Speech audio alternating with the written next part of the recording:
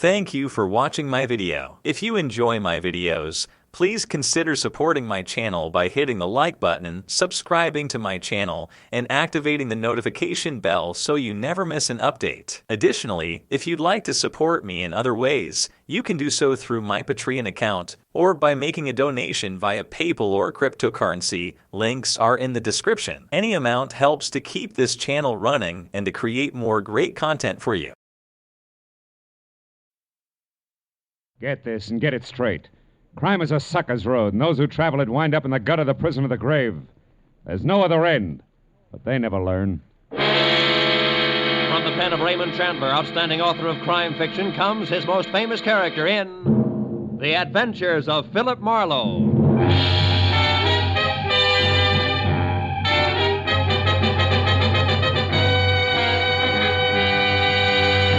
Now, with Gerald Moore starred as Philip Marlowe, we bring you tonight's exciting story, The Collector's Item.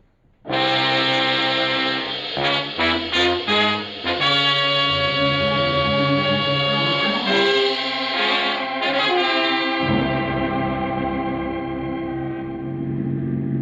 turn the corner, cabbie. Don't lose them. Don't worry, mister. There they are up ahead of that new Nash. Uh-huh. And a white Panama hat shows up through the back window of that cab like a signboard. Besides, I've been doing okay so far, ain't I? We stayed in this tail for 20 minutes now. Yeah, but I've been tagging the guy under that hat for 6 hours. 6 hours? For a movie, a Turkish bath, 3 bars, a restaurant, and 2 museums. Close the gap a little, huh? Whatever you say, mister.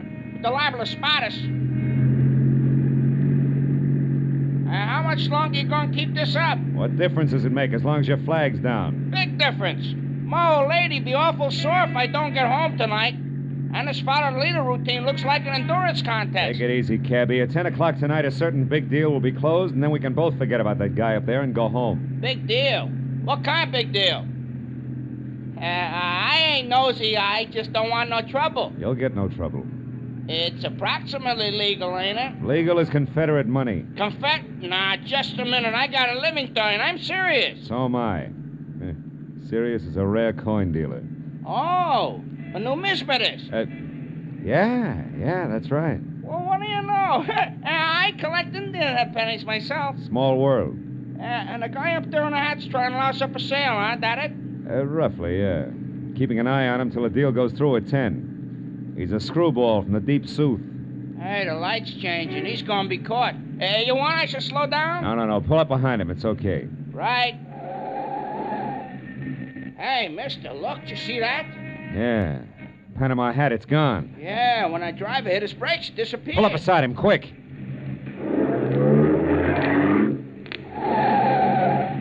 Can you see? Yeah, the seat's empty. Ooh, what a pair of chumps. They've been chasing nothing but a hat propped up in the back of that seat. No kidding. Gee, it sure looked natural, didn't it, mister? Ah, nuts. Let me out. Now, look, you get to that other driver. Find out where he dropped his passenger off and anything else you can. Yeah. Here's $30 for your trouble. Wow, for that kind of dough, my wife can go ahead and get some. Call me at the office, mister. Just ask for Joe Joplin. Keep your shirts on, you get there!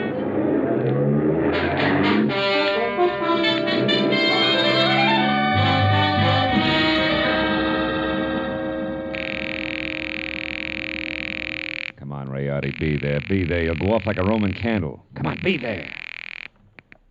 Hello. Ah. Hello, Leon Rialdi speaking here. Marlowe, Rayardi, I got bad news for you. Huh? Our boy, Seth Appleboro, pulled a backwoods gag on me, and I fell for it, flat on my face. He shook me. I don't know how long it happened, but... But I do. I know exactly how long ago. Appleboro was here. He was? He was in my shop. He's a madman, that madman. Swore he would kill me, but he didn't. What happened? He was after the coin, of course. He got tough. But I got more tough. I'm not born the day before yesterday. I was forced to ruin a beautiful Renaissance vase on his stupid skull, but at least I got rid of him. So I say phooey on Seth Appleboro. Oh. I beat him up myself, you hear? And I throw him out. It's finished. So at 10 I shall sell the coin to Pierre Baldwin as arranged, and that will be that. Well, glad to hear it, Rayardi. Just send the check to... Just a minute, Mr. Marlowe. Huh? Who's there? Who's back there? Who is it? Rayardi. Hey, Rayardi, what's the matter? No, wait. No, listen, dog! Rayardi!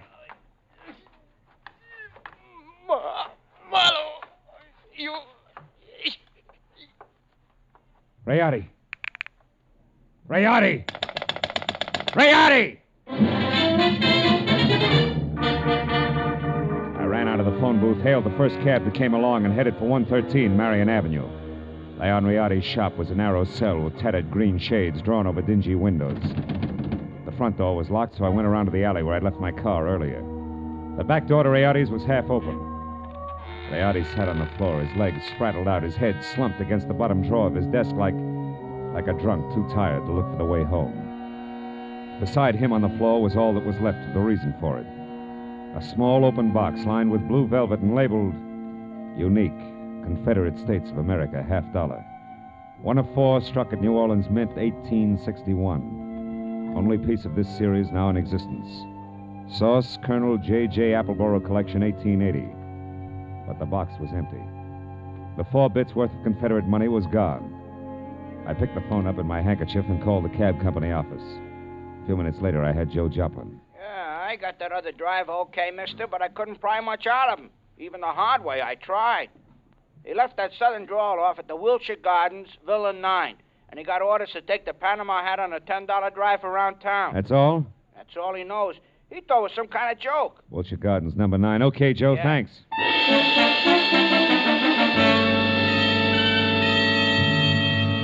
I called Homicide, told Lieutenant Matthews where he could pick up the body, and before he could order me to stick around, promised to fill in the details later and hung up. After that, I got in my own car and drove to the Wilshire Gardens Hotel, Villa 9. What finally came to the door and eased it open a cautious 2 inches. Had a mop of renegade hair the color and shape of tumbleweed, a body as gaunt as a piece of barbed wire, and 2 sick gray eyes that tried hard to hide under a pair of scrub brush eyebrows. Seth Appleboro wasn't glad to see me. State your business, sir. What's more, I'm a busy man. I'm not well, so be brief. Okay, we'll start off with murder. Murder? Now, see here, We'll sir. follow that with the missing Confederate $50. How do I come in peaceful like, or do I knock the door down? Don't go riling me up, Yankee. Well, you won't get in at all. What's your name? Philip Marlowe. My business at the moment is trying to square things with a client I let down very badly. Client? Then you must be referring to that low-down, unscrupulous carpetbagger, Leon Riati. You're a little confused, aren't you? Riati's from Italy. From northern Italy, sir. And a crooked, unprincipled carpetbagger. You said that. The kind who strips the South of her treasures. Who pillages and loots and... What? A gun? Well, what's the meaning of that firearm in your hand, sir? I haven't got time for another civil war. How Now dare get away you. from that door. I'm coming in. You carpetbagger. Now let's knock off the nonsense, Appleboro. Where's the $50? Where, indeed? My poor old fool of a grandpappy, the colonel, sold it. Sold it for practically face value, sir. Just to keep body and soul together on the plantation back in 1880. And what he was give for it wasn't worth dirt compared to what that fine old piece of Confederate money's really worth. All right. Where is it? Come on, hand it over. Well, I don't have it, sir. Oh. Not yet. But by ginger, I'm going to get it. And when I do, it's going home where it belongs, you hear? To the South. Oh, You better go to the couch and take another pull on your mint julep, Buster. You look bad. my head. And then I want that coin. I'm not kidding. That Riati crowned me with an iron pot. Oh, but that won't stop me, sir. I'm not going to stand by and let that rare old $50 be desecrated any farther. I'll prevent it being sold to any rich, dawdling oaf of a collector who has the audacity to live in Sherman Oaks, if it's the last thing I do. And you, sir, you won't stop me either. Sit down, I told you. Oh, You crackpot. oh, my head. I should have known. Win, lose, or draw, I'm turning you over to the police right now, Appleboro. Charge is murder and larceny, and it's too bad, but you're a cinch to beat both raps on a goofball plea. You, Huh? big boy, put down the phone, drop your gun. Oh, rebel reinforcements. Drop it, I said. Oh, friend indeed. Providence is still smiling, sir. Yeah, sure. She's hilarious, Mr. Appleboro. Right, big boy? Well, don't you see the humor of the situation? Oh!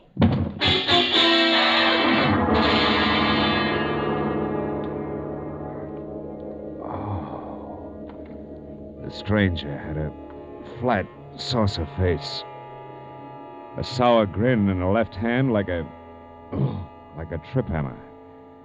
I'd done my best to roll with a punch, but I'd still caught enough of it to jar my brains loose. When I finally got up again, Villa 9 was empty. It took a while for that to soak in, along with another fact. I was up against a team. Appleboro and Saucerface. Also, it was now 9:30, which gave me just half an hour to get to Sherman Oaks for what had to be the next scheduled meeting.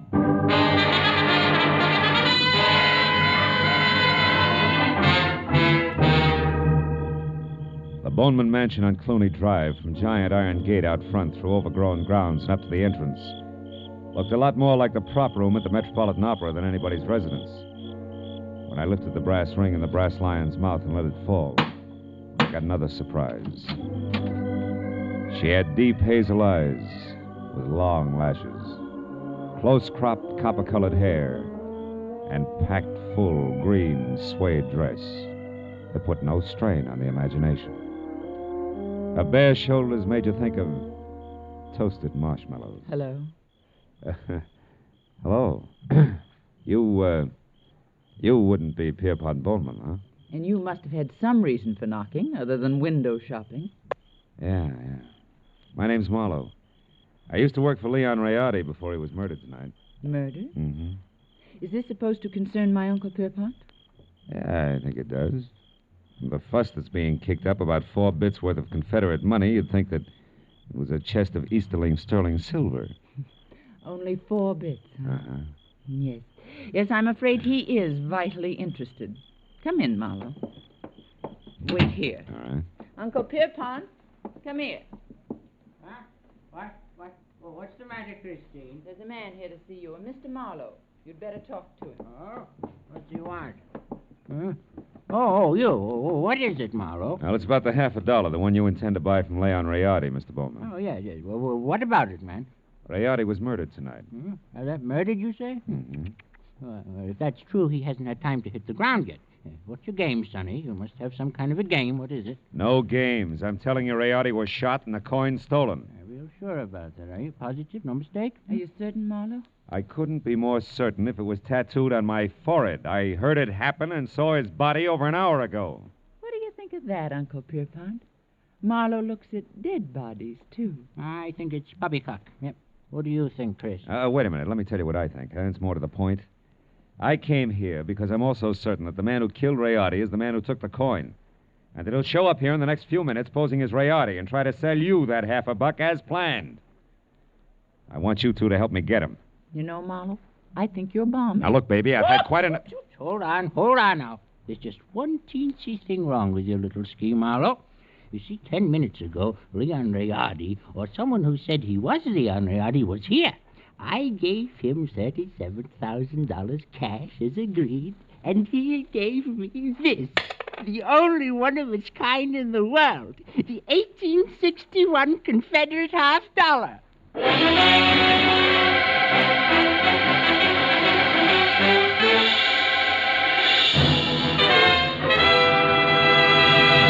In just a moment, we will return to the second act of Philip Marlowe. But first, there are songs for sale, and one of them may turn into the nation's newest hit as you listen in to CBS on Friday nights. This hour-long program of melody is called Songs for Sale, and during the hour, you hear 4 songwriters with unpublished music as they present their tunes to a panel of veteran, top-flight songwriters. At the end, the panel picks out one song to be published and plugged, and you'll hear the reasons they give for their choice. Be listening to Songs for Sale tonight on most of these same CBS stations. Now with our star, Gerald Moore, the second act of Philip Marlowe, and tonight's story, The Collector's Item.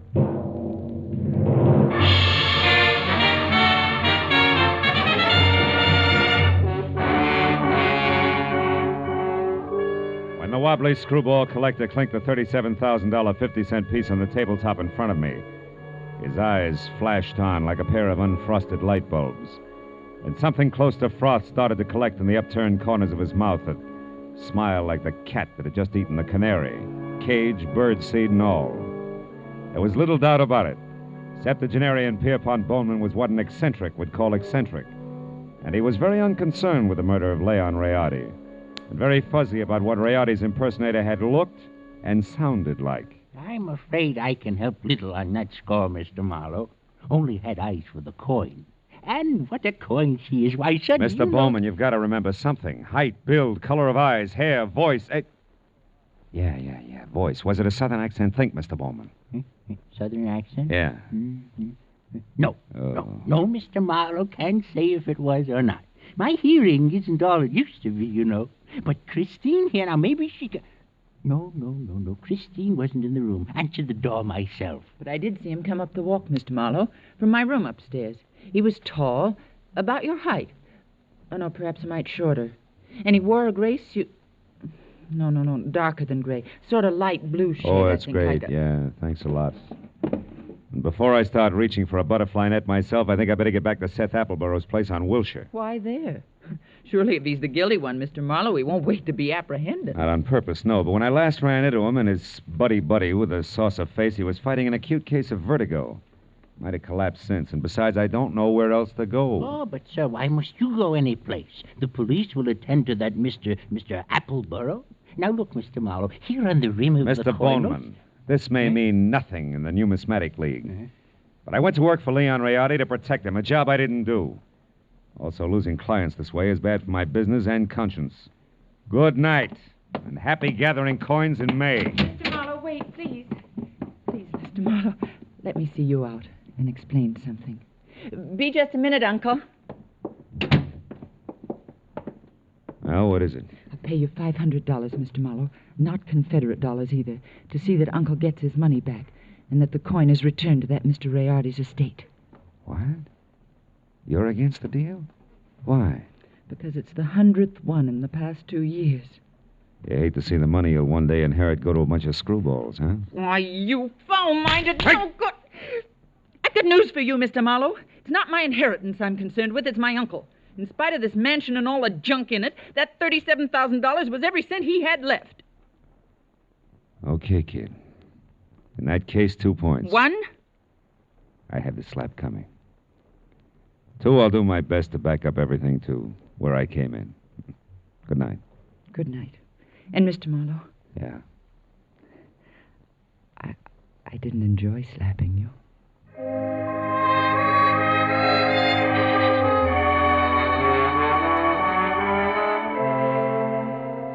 She said it like she meant it. 20 minutes later, I was back at the Wilshire Gardens, where I found Villa 9 as dark and quiet as the bottom of a well. I had just about decided to quit playing long shots labeled I hope he passed out on his front doorstep when, from a nearby clump of pepper trees, I caught a glimpse of a shadowed figure moving toward me, one slow step at a time.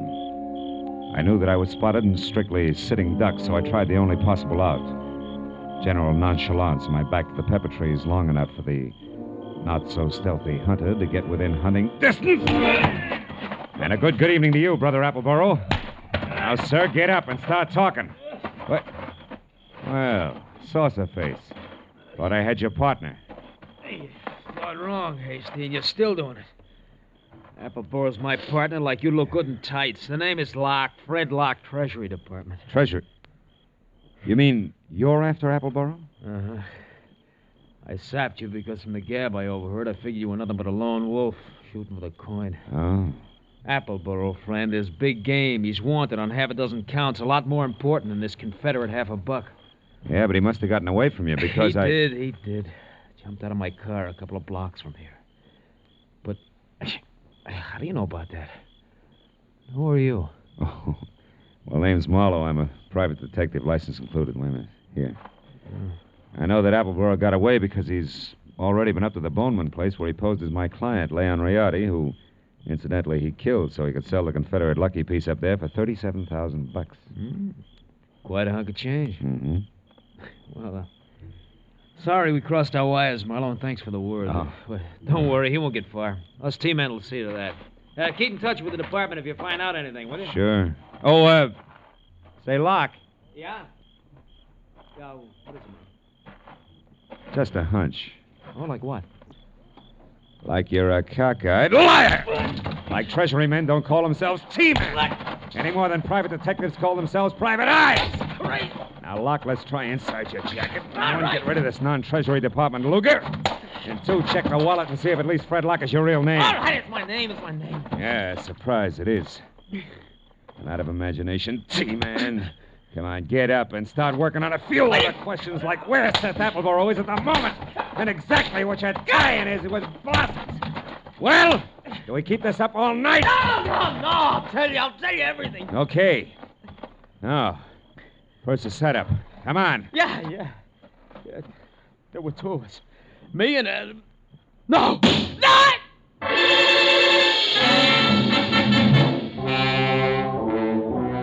had come from the street that was just beyond the pepper trees and slammed into lock, front and center, folded him up like it was built on hinges.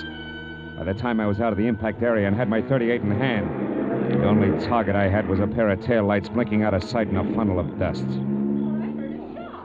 Fred Locke was blood-smeared, dead, and made an ugly centerpiece for the little ring of startled faces that began to converge. I stepped back and became just another sightseer, when a small, bald man with a large white eyebrow and lots of worry stamped on his face began to do his lamenting out loud. He was the Wilshire Gardens hotel manager and didn't care much for public spectacles on the home grounds. Oh, my goodness.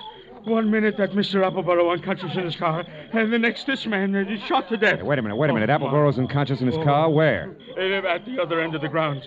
There's a nasty cut in his forehead. One of the guests just found him there. I was just about to call the doctor. Never mind the doctor. Show me the way. Come on.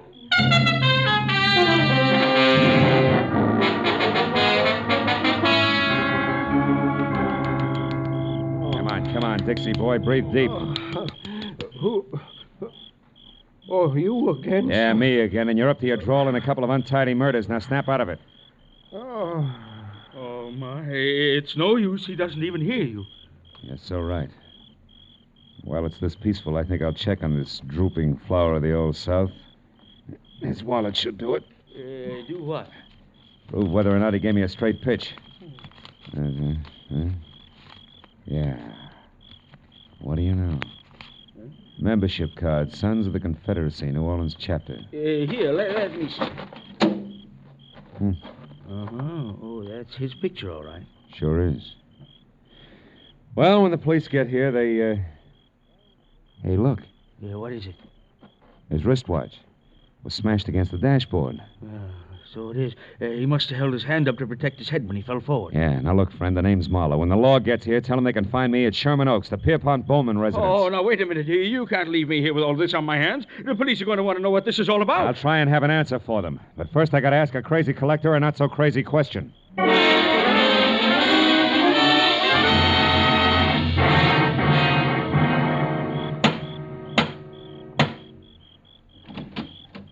Well, hello, Mr. Marlowe. I was hoping you'd come back. No flowers and candy, honey. This isn't a social call. Then what brings you here? Your uncle, is he still up? Yes, but he asked not to be disturbed. Why? I got a picture I want him to look at. What kind of a picture? A man. Possibly the man who sold him the coin tonight. Now, where is he? In the gun room. Oh, but he'll scream bloody murder if we bother That's him. the subject on hand. You mean you found out who killed Leon Riotti? No. I found out someone else has been killed. Come on, huh? Over that coin? Who was it, Marlowe? Guy named Locke. We'll get to the fine print later. Is this the room? Yes, but It's just the man I want to see. Oh, Mr. Bowman, you. Well, it's quite a blunderbuss. Look, point that somewhere else. So it is. But don't let it worry you, Mr. Marlowe. This harquebus hasn't been fired in 300 years. That's great. Let's not spoil its record tonight, shall we? Here, have a look. Fine workmanship. Later on. Right now, Mr. Bowman, I want you to have a look. This picture, it's Seth Appleborough. Huh? Is this the man who sold you the coin, the one you couldn't remember? No, not the party. Now, on this gun, Mr. Marlowe... Uncle, we've had another murder. Huh? Oh, my, that's too bad.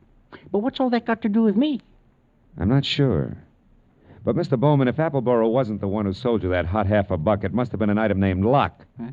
What? The saucer-faced buddy I told you about before. Oh. The one who sapped me at Wilshire Gardens. Oh, very interesting. Uh-huh. And perhaps tomorrow, Mr. Uncle, please. Go on, Mr. Marlowe. Well, there isn't much more. When I left here and I went back for Appleborough, I ran into Locke. We mixed it up, and I was just about to get him to talk when he was shot out from under me. What? Appleborough did it? He shot Locke? No, he couldn't have. Oh, why not? Because Appleborough was out cold in his car at the time. Then all you really know is that Appleborough didn't kill this Locke. Oh, I know a little more. I also know now that there's a third interested party mixed in. Who? You, maybe. Uncle? What? Me? Sure. You could have killed Riotti via a hired flunky like Locke. Sold yourself the coin. After all, you're broke. It's been done before. You're mad. It's insane, Marlowe, the idea. To think that Uncle would hire the likes of Fred Locke. Why, it's... Slips, Christine? You shouldn't have known Locke's front name was Fred, should you? I never mentioned it. What? Christine, you mean that... I mean that nobody moves. Christine. Oh, fine. This is one gun in here that's no relic. It's been fired something less than 300 years ago. Yeah, to be exact, less than an hour ago at the Wilshire Gardens when you used it to keep Locke quiet, huh? Then you, Christine, you're the third party Marlowe was talking about. You hired Fred Locke and Appleboro. Had nothing to do with it, Mr. Bowman. It was your niece's partner, Fred Locke, who killed Rayardi in his shop and stole the $50. After that, he followed me to Appleboro's place in Wilshire Gardens. There he KO'd me and Appleboro both. Then came out here and sold you the coin. Posing as Rayardi. Correct. You can both go to the head of the class. Not yet. One question, teacher. Why did Locke go back to Appleboro's? Couldn't have been just luck that I found him there. It wasn't. He was afraid Appleboro had seen him kill Rayardi at the shop. He had to know for sure. Your turn, Uncle. Why did you do it, Christine? I was sentimental, Uncle. I wanted at least the last of your money as a keepsake. And now that I've got it, I want one thing more before I leave. That $50 in your pocket. Hand it over. Come on. The $50, but... It's worthless to you, Christine. You can never sell it again. Every collector in the world will be on the lookout for it. Don't you think I know that? Then what do you want with it? The pleasure of getting rid of it. I hate it. Like I hate every piece of junk you've squandered your fortune on. The fortune I'd have inherited someday. I'm going to throw it in the first deep river I come to. Hand it over. No, you don't, Christine. Drop it. Drop it. Now, sit in that chair while you can.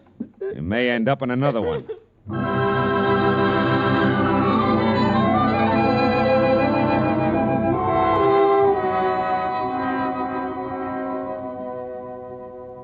The police arrived. They always do. And after a long hour of questions and answers, there were only two of us left. Pierpont Bowman, standing close to a window, tears crowding his eyes. The fingers of his right hand nervously toying with the Confederate coin.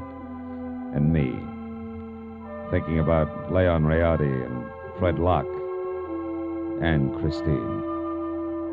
It was the old man who finally broke it up. A rotten thing! I left after that. So I don't know if Appleboro got the coin or not. You might check if you're ever running through the New Orleans Museum.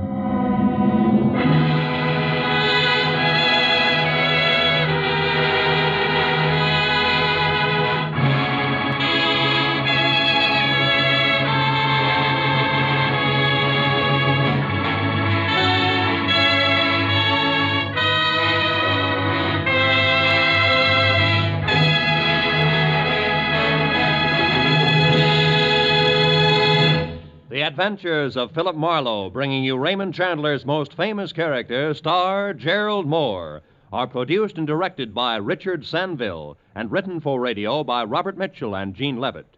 Featured in the cast were D.J. Thompson, Anthony Barrett, Shepard Menken, Tom Tully, and Jack Crucian. The special music is composed and conducted by Richard Arant. Be sure and be with us again next week when Philip Marlowe says... This time an old man dead in a flophouse, a sot who carved wood, a fallen lady with an eye for gold lockets, and a snake with big ears. All led me to a soft spot in a killer's hard heart.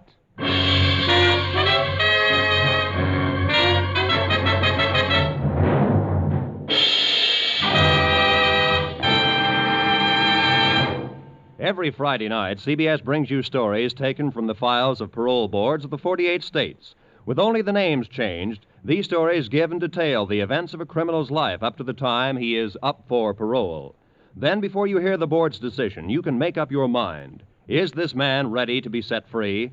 It's been hailed by press and public alike as an outstanding anti-crime show. And you can hear it now by staying tuned, because Up for Parole follows immediately on most of these same CBS stations.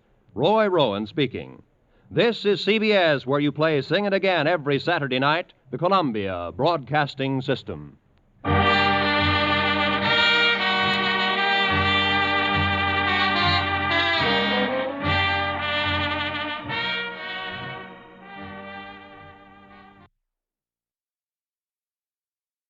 Thank you for watching my video. If you enjoy my videos, please consider supporting my channel by hitting the like button, subscribing to my channel, and activating the notification bell so you never miss an update. Additionally, if you'd like to support me in other ways, you can do so through my Patreon account or by making a donation via PayPal or cryptocurrency. Links are in the description. Any amount helps to keep this channel running and to create more great content for you.